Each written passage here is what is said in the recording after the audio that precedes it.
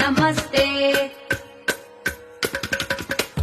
गजमुखवक्त्रम् गिरिजापुत्रम् गणगुणमित्रम् गणपतिमिषप्रियम्